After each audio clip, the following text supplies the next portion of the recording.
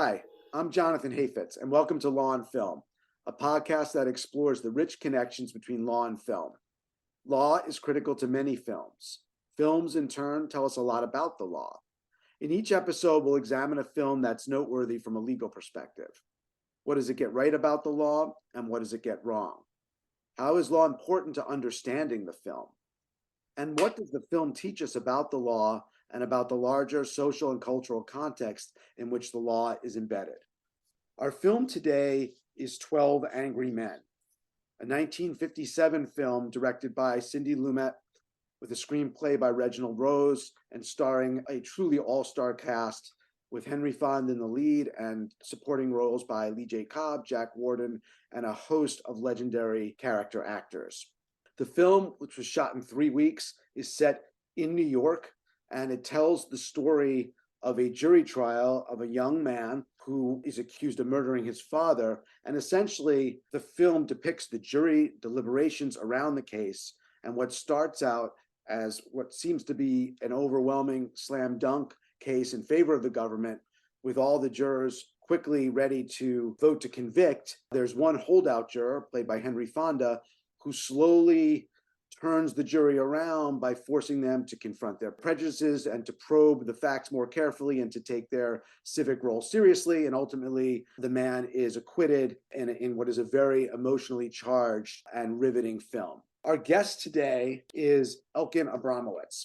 Elkan is a partner at Morvillo Abramowitz in New York and a leading white-collar criminal defense lawyer in the country. Elkan's built his career as a trial lawyer representing prestigious clients who have fallen into high-stakes personal and professional crises, both inside and outside the courtrooms. He has a long list of clients. Probably most famously, he represented Woody Allen. Elkan has received numerous awards for his work, including awards from the Office of Appellate Defender, the New York Council of Defense Lawyers, the New York Law Journal. He's been named since the inception of its award by Chambers USA as a leading lawyer in the white-collar and government investigation field. He also has a distinguished career in public service before entering private practice in 1979. Elkan's worked for New York City agencies, including the mayor's office. He served the House of Representatives, and he was chief of the criminal division in the U.S. Attorney's Office for the Southern District of New York. Elkan's a fellow of the American College of Trial Lawyers and a former director of the New York Council of Defense Lawyers. He's the co-author of publications on white-collar crime and writes a column on that subject for the New York Law Journal. Elkan's been described as an unquestioned dean of the field, with a potent combination of experience, intelligence, and composure, and one of the best trial lawyers in the nation. He's been called a supreme strategist and tactician who's represented a host of well-known individuals and corporations over the course of his illustrious career to date. We're truly fortunate to have him on Law and Film, one of the great trial attorneys in the country, discussing one of the great courtroom dramas. Welcome, Elkan. Thank you. That's an introduction my mother would have given. I appreciate that. I always try to channel a guest mother. It's a good idea, right? Yes, it is. It is. I approve. So, this is a great film, I think, and it holds up well today. So let's just start out. Does the film accurately portray the jury system at the time, 1957, and how accurate is it today? Well, I think it certainly portrayed it as of 1957, and the reason that it really still resonates today is that other than some obvious changes, which we can discuss, the method of going through a case where there are people to discuss the evidence in the case, coming from all different backgrounds, is very much what the jury system remains and always will be. The major difference today would be it's almost impossible to have a jury of 12 men, and certainly of 12 white men. It's inconceivable. And I mean this from all parts of the country. I don't mean only New York. And secondly, there would be air conditioning in the jury room. So that whole aspect of the sweat and the annoyances of the weather might not play a role in today's juries. But other than that, it was spot on. Yeah, the heat does. It's almost like a 13th person in the jury room. It plays such a significant role in the film. It does. And presumably you can get that kind of heat from screaming and yelling at each other.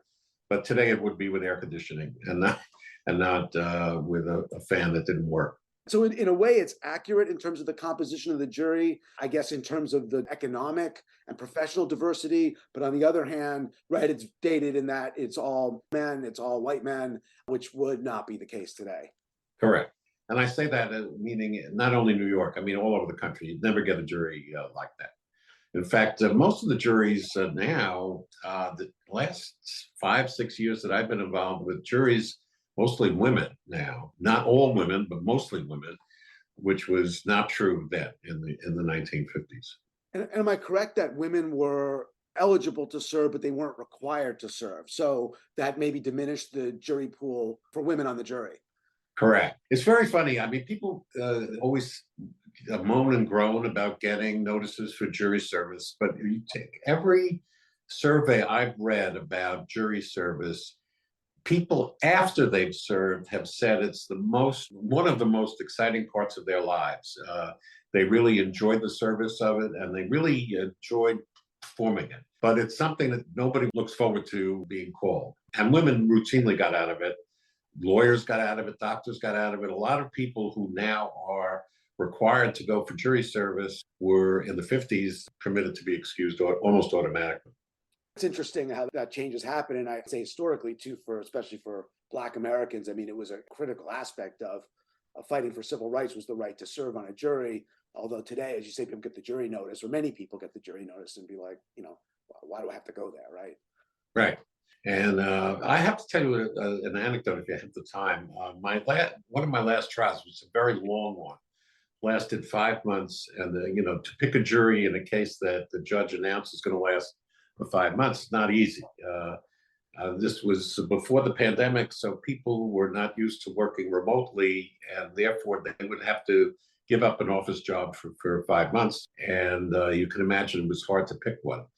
One of the jurors that was selected was a bus driver whose union wrote a letter saying, we cannot pay him beyond 4 weeks. So the trial had already started before the union person wrote the letter. The judge called the juror in and said, look, we have alternates.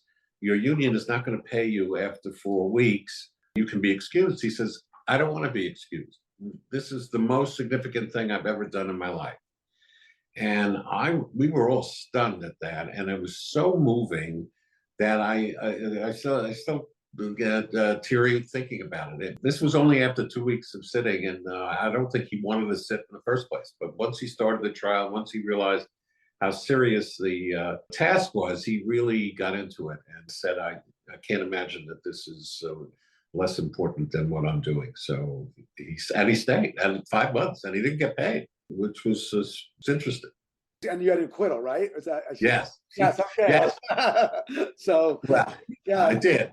We could have won the case probably without him, but I think I liked him when I picked him, and I would have been unhappy to lose him. And I thought we were going to lose him, but he didn't want to leave, which I thought was extraordinary. And surveys have shown people view this experience as one of the most important experiences of their lives. Yeah, it's quite a story. And you can kind of see that in the film with at least some of the jurors, but maybe not the ones who are most resistant to being there, although they have come to their own realizations. But some of the other ones, you can really see this participation in this democratic process, especially the naturalized citizen. He gives this moving speech to the jury about the jury and democracy. He was the inspiration, supposedly, for Justice Sotomayor, having seen the film, to go to law school. Wow, that's great. Well, E.G. Marshall, who plays a kind of rigid finance guy, and I could talk about him as a stereotype because he is one for many jurors. He was my inspiration because he had ended up playing a role in the 1960s or 50s as a defense lawyer in the Defenders, which is a case which inspired me to go to law school. So there you go. And that was written by Reginald Rose, who did the screenplay for 12 Angry Men. So right. Yeah, that's interesting. Right. So he's the skeptical juror. I want to come back to him because I think he's kind of a pivotal juror in some ways. He's very pivotal, and the comparison between him and Fonda is important in their way of thinking. Both intelligent, both extremely dedicated, but both bring to the jury table a type of thinking that has to be discussed out before it could get resolved. And it did.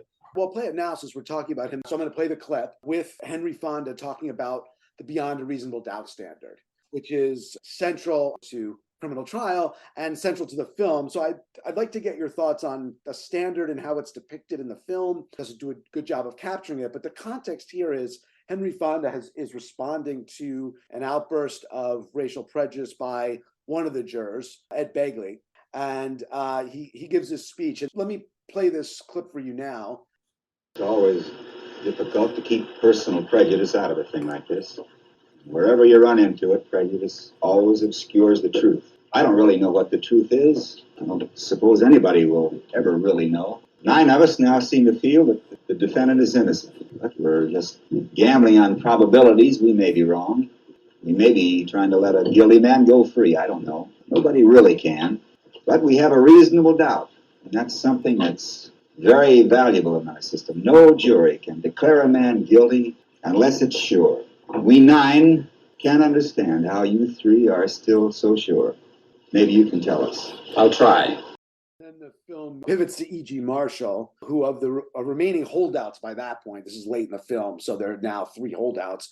Of the remaining 3, he's the one who has genuine doubts about the case. The other 2, Lee J. Cobb and Jack Warden, have their own kind of personal reasons, which are not kind of based in grounded in reason. But let me ask you, it's about Henry Fonda's speech about the standard, and then talk about E.G. Marshall and what's going on between them.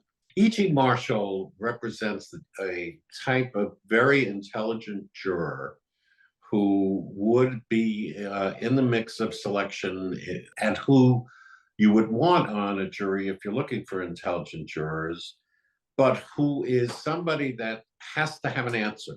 There's a yes or a no. There's no maybe, there's no gray. Accountants are like that.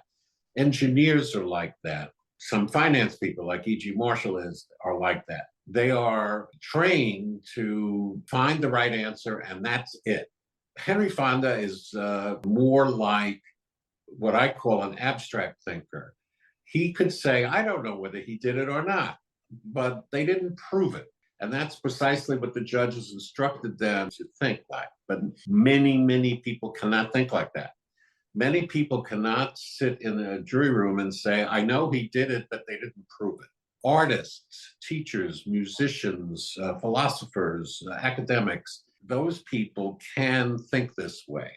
So hopefully, if you're looking to get the reasonable doubt person to be the leader like Henry Fonda, you want more of those types of people on the jury. And if you notice, E.G. Marshall would only change his vote when he was persuaded as a matter of fact that the eyewitness wasn't wearing her glasses. That's what changed his mind. Therefore, there's an answer. He's innocent. It's not a question of I now have doubt. I now believe that he's innocent, which is much stronger than you need to get an acquittal. So I thought that those 2 were perfect foils for each other. And the other aspect of some of the other qualities that you're looking for, the advertising guy who always wants to please. He'll do whatever the majority is doing. There are many people like that. Advertising is in one, salesmen, people who are in the business of trying to please people, hospitality business and that kind of stuff. They will go along with the majority because they want to be liked. So that I think that's why the movie holds up so well, because you still today, if picking a jury, you have all these types of intelligent people and different types of intelligence that can make up a jury pool. Yeah, it's so interesting. And I think that jury, the advertising, is like it's Robert Weber, but he changes back and forth. He wants to please. So if the majority is starting to lean towards not guilty, that's the way he'll go. I'm simplifying there, but I think that there's a general attitude about that. And then there's always a bully. Lee J. Cobb is a bully, but also brings to the jury table his personal experiences, which every juror does. And even the typical instruction of the court would be, you have your personal experiences, you have to discuss it, it's a common sense to talk it out. He didn't really want to talk about his personal problem, but it's something that really played an important role, and ultimately an emotional one for him, but he came around in the end. Bigotry is something I'd like to talk about because I don't know how it would work today. On the one hand, the jurors would be more diverse, so there would be general caution in what is said from a racial or religious or even sexist point of view if you have a diverse jury. However, today, almost anything goes. I mean, in the public sphere, people are saying things of a racial, sexual nature that nobody would have said 5 years ago.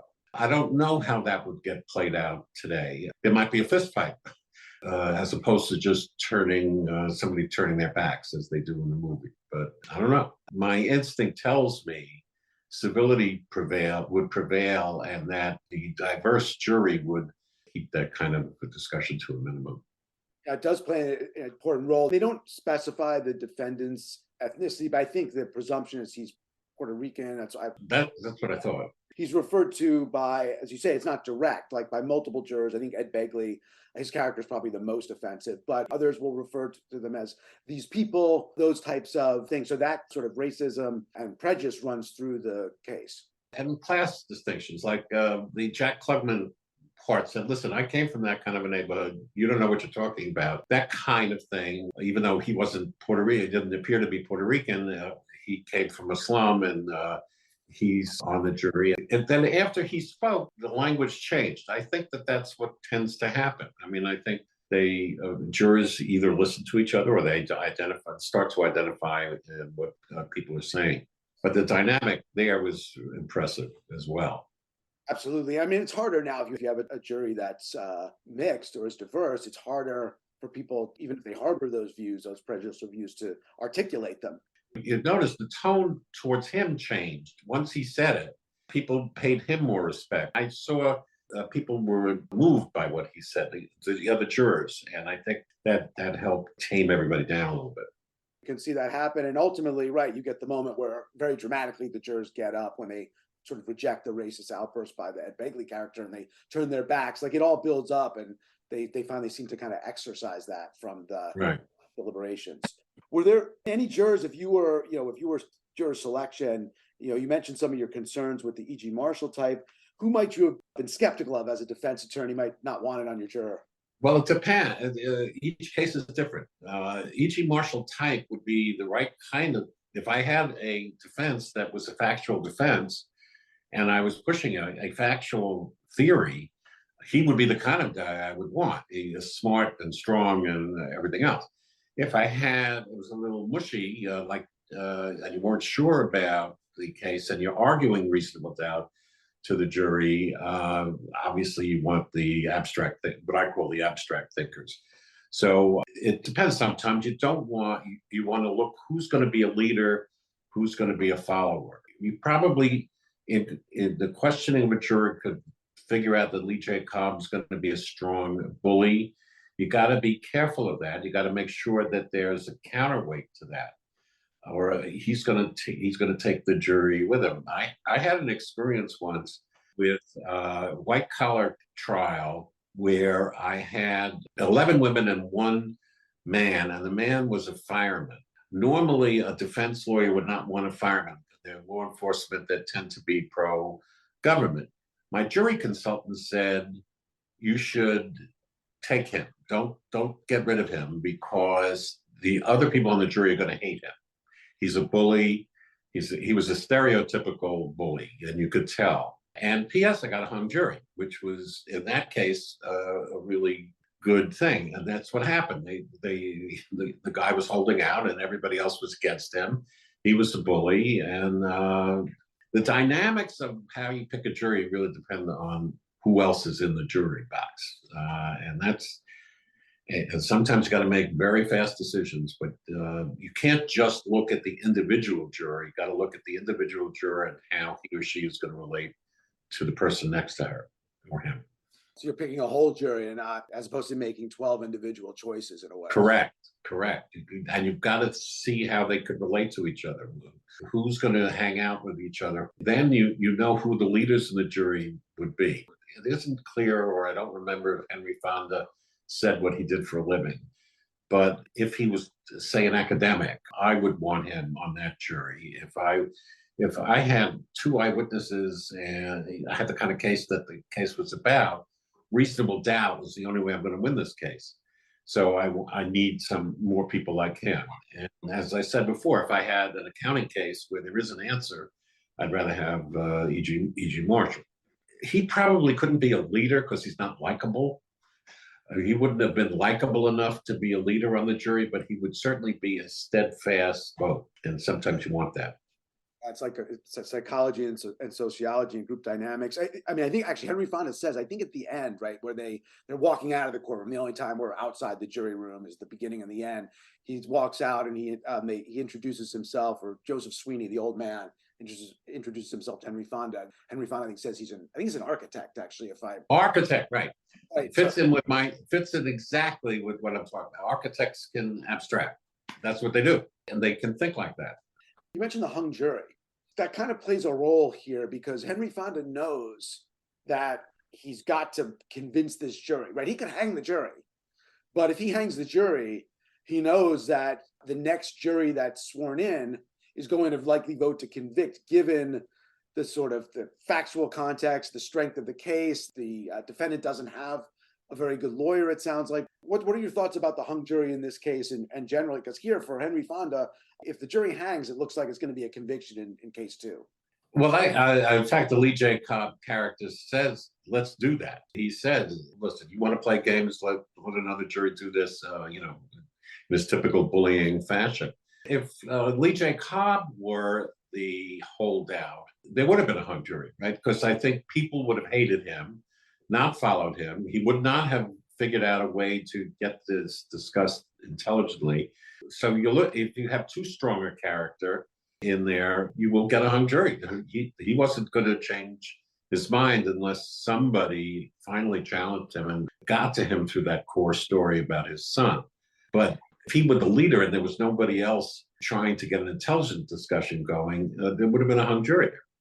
I guess normally as a defense lawyer, you're a hung jury, you're happy for, let's fight that battle when we get to it one at a time. A hung jury, depending on the vote, you can then hopefully convince the prosecutor. If it was 11-1 for acquittal, you should be able to convince the prosecutor not to retry the case. So that's as good as an acquittal. Even if it's 6-6, you should try to be able to argue the government out of trying it again. It depends on what the vote. I mean, if there's one holdout, they're going to do it again. The government is going to try the case again. So at least you've gotten the preview of the whole case, so you can prepare it a little bit better. But one thing that I want to go back to that many trial lawyers do not focus on is a juror in relation to the other jurors. They just pick the one that they're focusing on, and they don't think about how that person's going to react to the other people.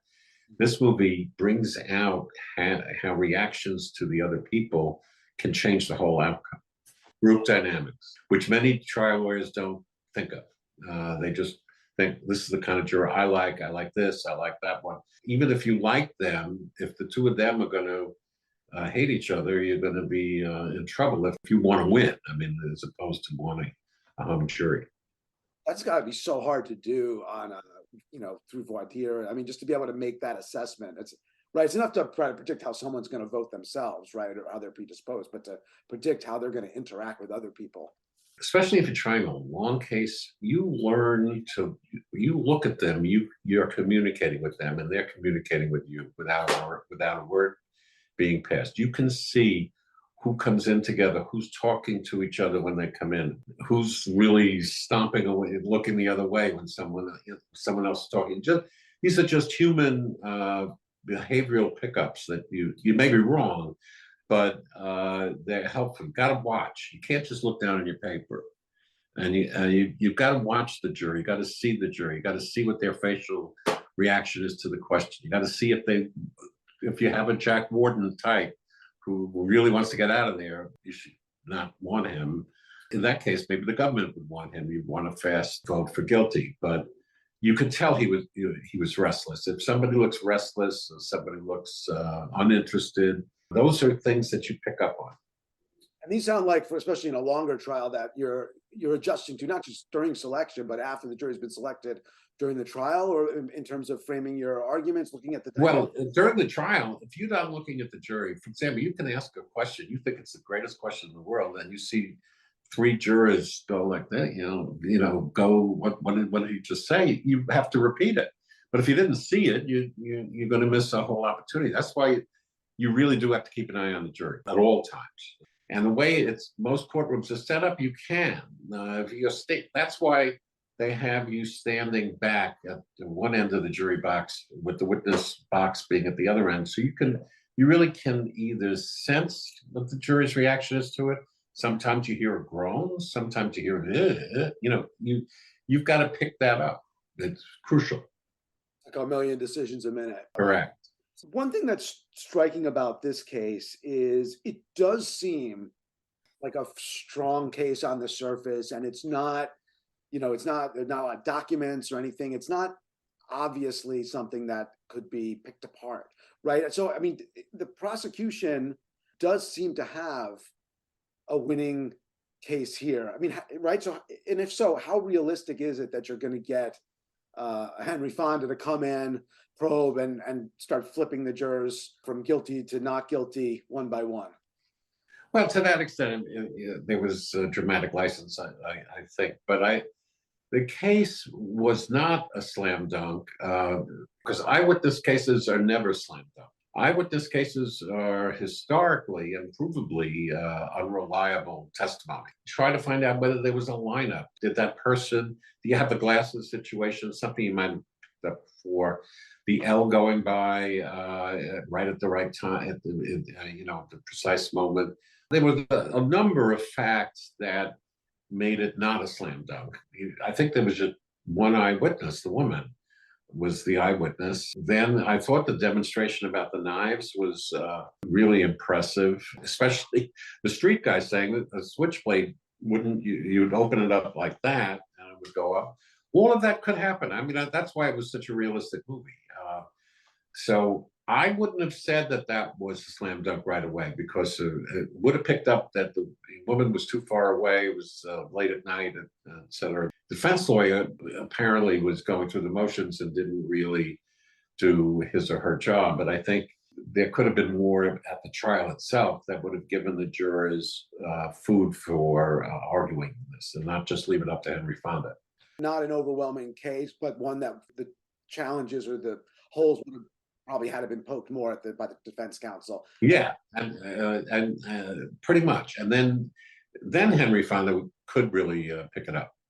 Did the film get anything wrong in terms of, well, I mean, not the law, but the jury deliberations? Like, for example, would a juror like Henry Fonda have been able to go out, kind of conduct his own investigation, purchase a similar knife or switchblade to show how easy it was to get? Because the idea was that this was like a unique, kind of a unique knife. Is that realistic? No, that was unrealistic. The judge will tell the jurors not to do any research, not to look things up. Everybody will.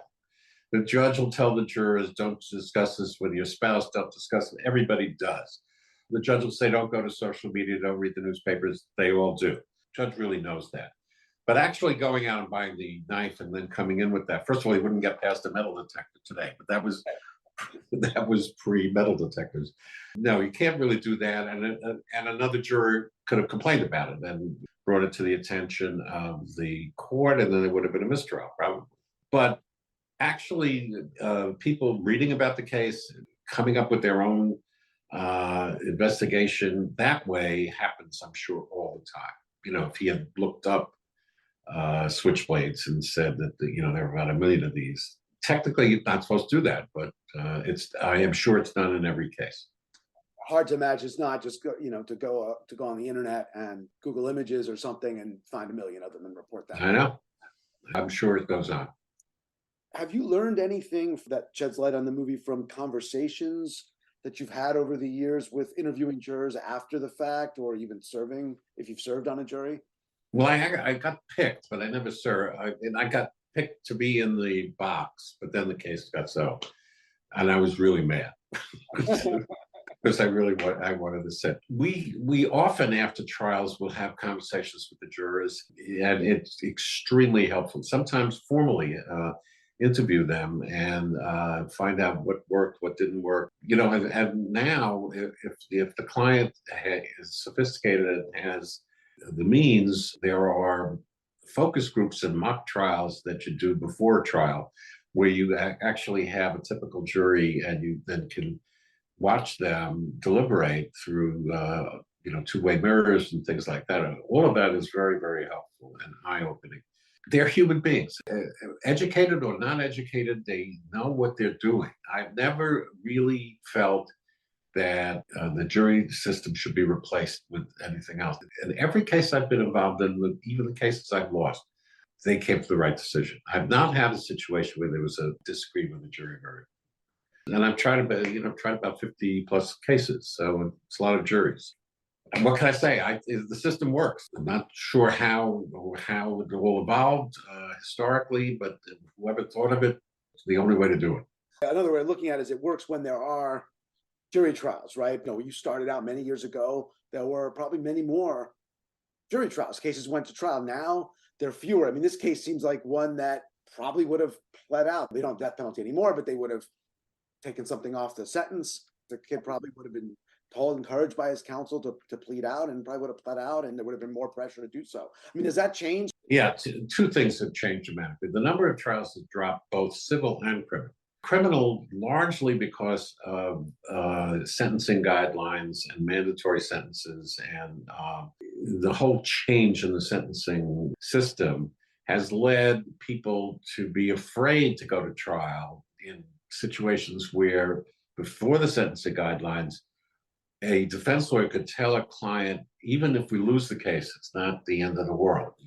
You'll only get a 6-month sentence. You'll get an 18-month sentence. Now you're telling them you're going to get an 18-year sentence if you lose, and an 18-month sentence if you plead. So there are situations, and I think unfairly, and Jed Rakoff, judge, has written on this, that people plead guilty when they really shouldn't be pleading guilty. They should go to trial. That's on the criminal end. On the civil end, because of the cost of electronic discovery and everything else, all the pretrial aspects of modern businesses, we've priced ourselves out of going to trial, because people will say, for $5 million, it's not worth it. Lawyers are going to take $6 million. We've got to settle the case. So for both those reasons, I'm simplifying, but I think largely for those reasons, the guidelines in criminal cases and the cost of litigation in the civil cases, the number of trials has dropped dramatically. And what's happened is the trials that do go forward, that's why you're seeing so many cases involving prosecutorial misconduct. They don't understand trying cases because they don't try cases. You're supposed to turn over exculpatory evidence to the defense. Well, a prosecutor that's tried 2 cases doesn't know what exculpatory evidence is. Can't imagine what it is, and can make an honest mistake, but it's a mistake. I think there's just not enough of it going on, and I don't see that improving too much, frankly. I think trials are going to continue to be fewer and far between.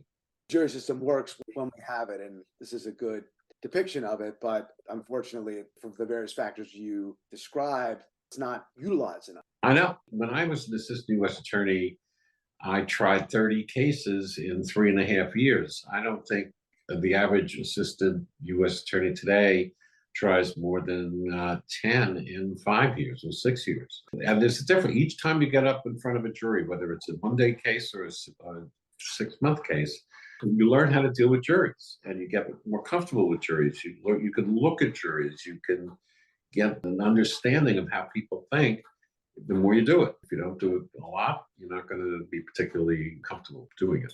Let me ask you, just to go off tangent, what people have probably heard about that I want to ask you about. It's been in the news lately a little bit, I'll say. It took place where former President Trump was arraigned, which was just down the block from where 12 Angry Men was shot at 100 Center Street, which is where likely a trial would take place. I want to take it back to what you were saying before about there not being so many jury trials. It seems in a lot of the commentary that I've read that the prosecution should have been laying out its entire case, like almost like it should be like almost like tried on paper, when in fact there's really not that much information often given, unless I'm incorrect, in an indictment in New York. So it seems like there's a kind of a disconnect between how the trial system works and some of the coverage by commentators on the case. The difference between a regular indictment and a speaking indictment is what people have been talking about. Very often, judges will send a copy of the indictment into the jury room before deliberations. So about 25, 30 years ago, prosecutors figured out, if that's going to be the case, why don't we lay out our whole case in the indictment? Because it'll be like sending in a copy of our summation. So when you have these large conspiracy cases, you have a whole story written out, and then that goes into the grand jury room. The Trump case is not a conspiracy case. It's a false records case, but they have taken the concept of a speaking indictment and added a statement of facts.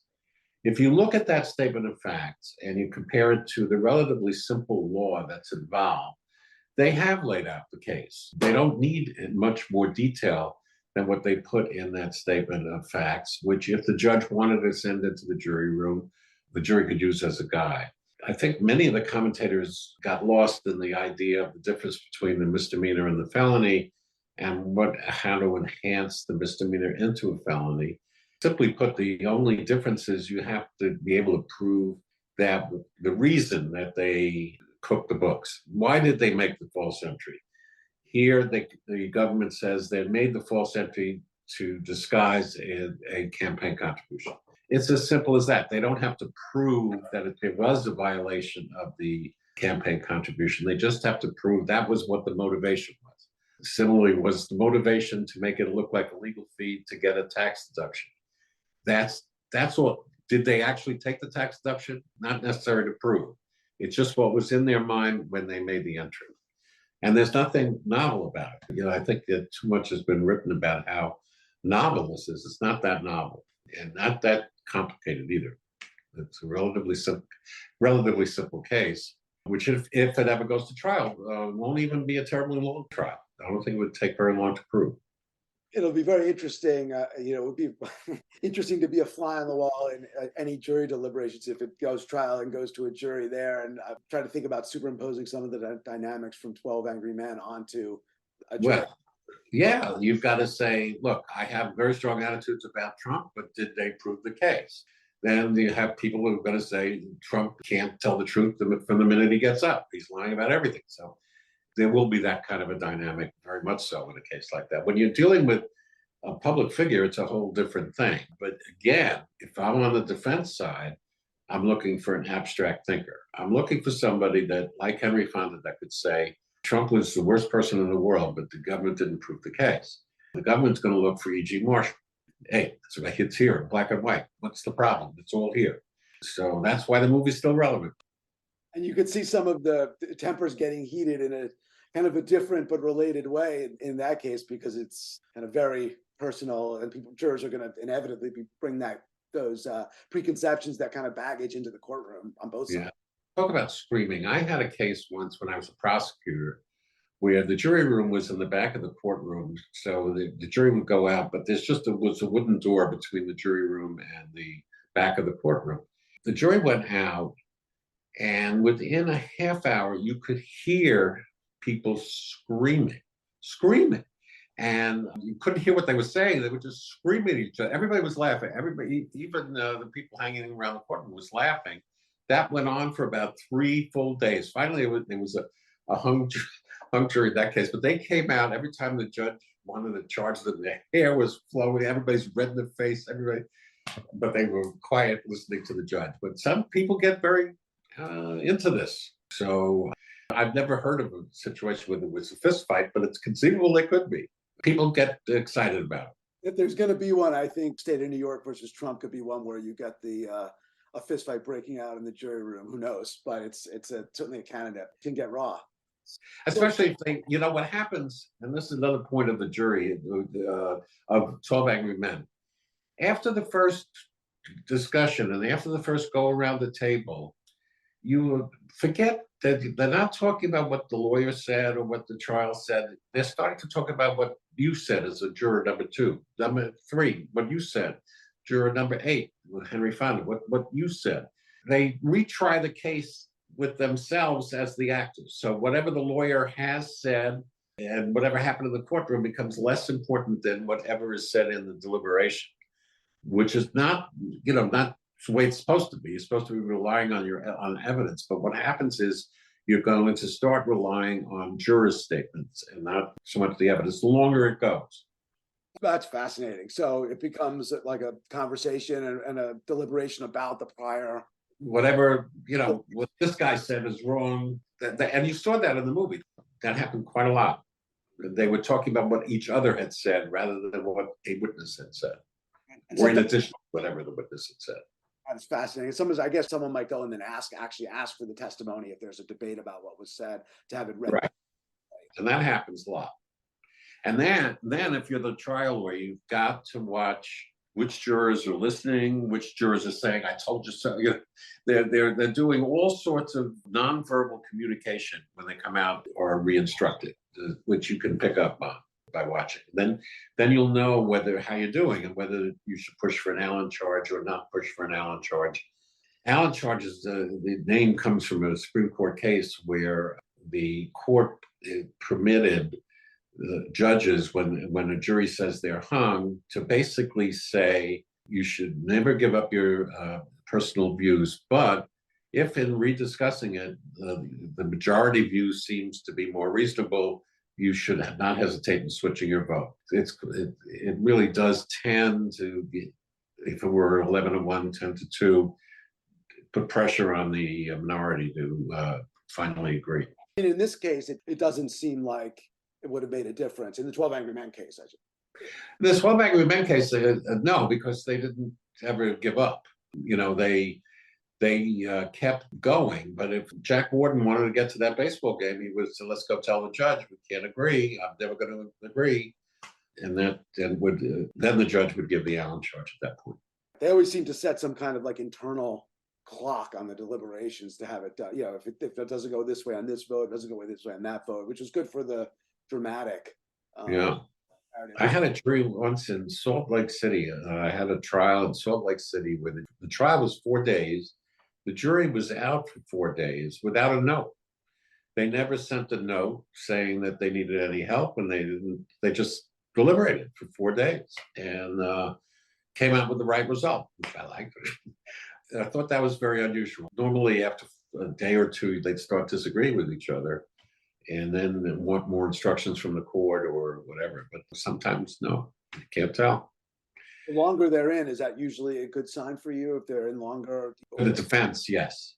In a criminal case, the longer the deliberations go, the better it is for the defense. Because the presumption is that since the government wins 90% of the trials, 85% of the trials, that they're going to win. And if there's a quick vote, that's what it is. 12 Angry Men, they're not even they're deliberating into the evening, but they're not out for that long in the end. No. It appeared like they went out around 3-ish because guy said, "I got 8:00 ball game," and then it got dark. It would rain and stuff like that. But no, that wasn't very good. Let me ask you, if you've been a consultant on the film to Sidney Lumet and Reginald Rose, what would you have told them that they did the best in capturing criminal law, juries on film? And conversely, what would you have suggested they correct? If you're doing a memo to writer director, what would it have been?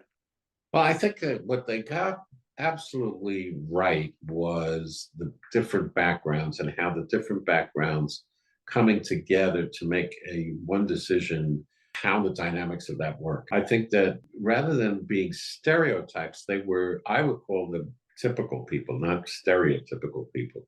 They had what we've been talking about, different types of intelligent people, maybe uneducated, but street smart people who brought a real wisdom to the case.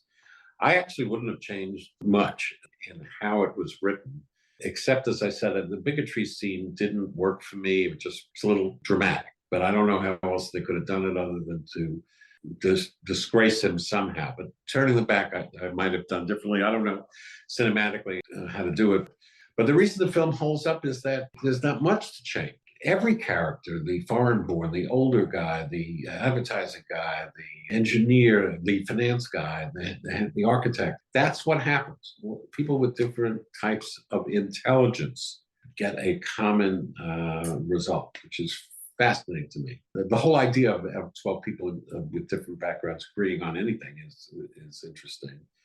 And I just fascinated by the whole thing. I wouldn't have changed. I tend to. I mean, I think it all worked. I think there was some of the over dramatization. Certain things are just a product of its time, right? So if you're updating the film, you're making it again, change the gender and racial dynamics, which, by the way, happened. I think William Friedkin made a, I think, 1997 remake, and there were 4 black jurors, and the judge Got good reviews. I never saw it, but it did get pretty good reviews. Yeah, I don't think it's quite as good, but it's it's good. But no, I think for the time, it really does hold up, and it's a great film. Yeah, so I wouldn't make much changes, and I think it teaches us a lot about human nature and human interactions. Very significant. And respect. People ended up respecting each other more than you thought they would, more than they started out respecting each other. I think it was important. Even the Lee J. Cobb character, for him, it's just about his own son, his own relationship at the end. Yeah, but then he had to face it himself, and it helped him face it. The whole discussion before it and the whole case, the murder charge of the son against the father, made him think about his own life. And I thought that was wonderful. People come away from a jury experience ahead of themselves, learning something, not only learning something about the case, but learning something about human nature and themselves. That happens. I'm sure that happens with that kind of intense dynamic. I've seen it in focus groups when I'm watching the deliberations. You can feel that they're learning from somebody and picking up on it, even though it's somebody you wouldn't think you'd learn something from, like a bus driver or a street cleaner. Yeah, and you do, because everybody's got common sense and something to bring to the table. People should see 12 Angry Men, and they should also, when they get the jury summons, I guess unless it's a grand jury summons, they should be excited and look forward. Not all cases are going to be like that, but still, you do learn something every time.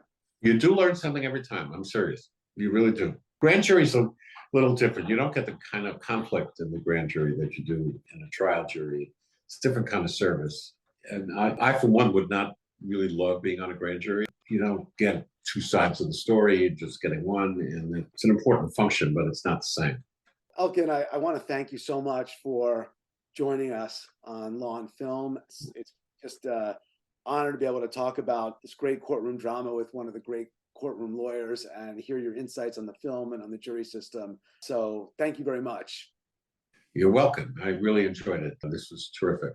Thanks. That was Elkan Abramowitz, and the film was 12 Angry Men, which is available, I should add, on streaming on the various major sites, and I think even without a cost on at least one of the sites. So encourage you to see it if you haven't seen it. Thanks again, Elkan. Thank you.